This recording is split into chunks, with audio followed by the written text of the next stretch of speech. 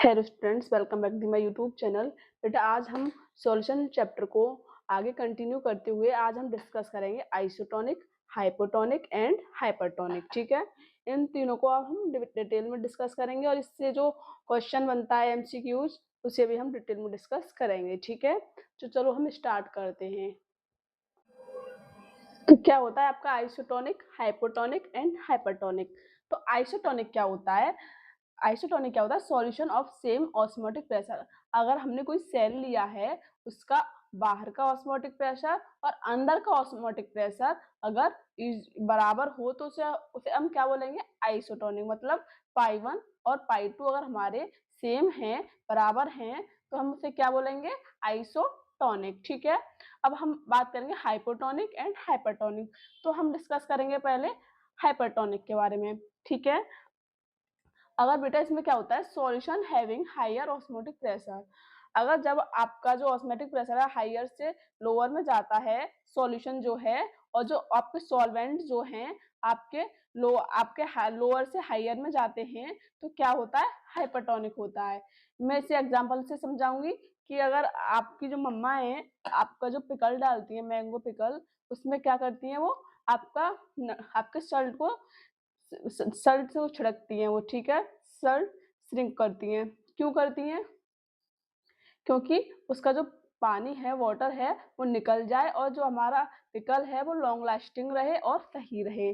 तो क्यों होता है वो? श्रिंक करने के लिए। क्यों डालते हैं? क्यों होता है वो? श्रिंक हो जाता है, जिससे वाटर निकल जाता है और आपका जो पिकल है वो श्रिंक हो जाता है, अच्छा रहता है। ठीक है, तो उससे क्या होता है? हायर ऑस्मोटिक प्रेशर से कहाँ जाते हैं? लोअर ऑस्मोटिक प्रेशर में, और जो सॉल्यूट है वो आपके लोअर से हायर में जाएंगे। ठीक है, अब इसमें हाइपोटोनिक में आपका रिवर्स है।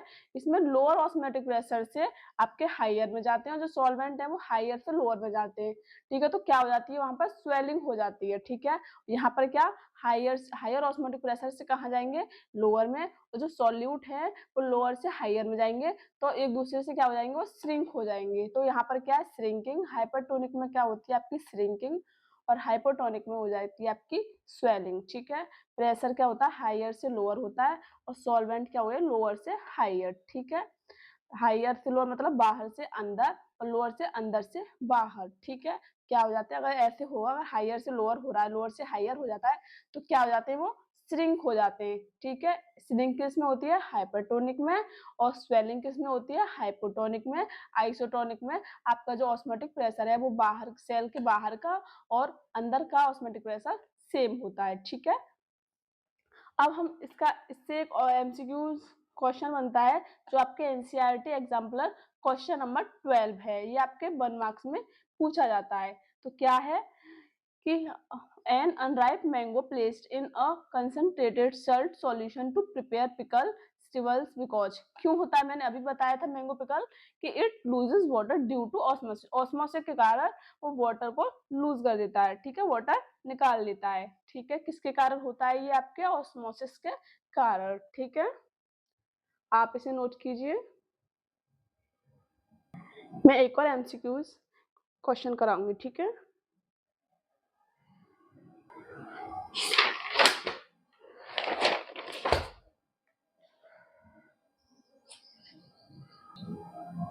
यहाँ एक क्वेश्चन दे रखा है, at a given temperature osmotic pressure of a concentrated solution of a substance. क्या होता है? Higher than that the dilute solution.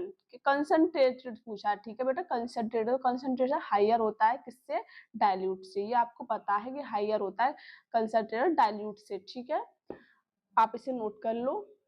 आगे मैं कराऊंगी आपको रिवर्स ऑस्मोसिस। ठीक है,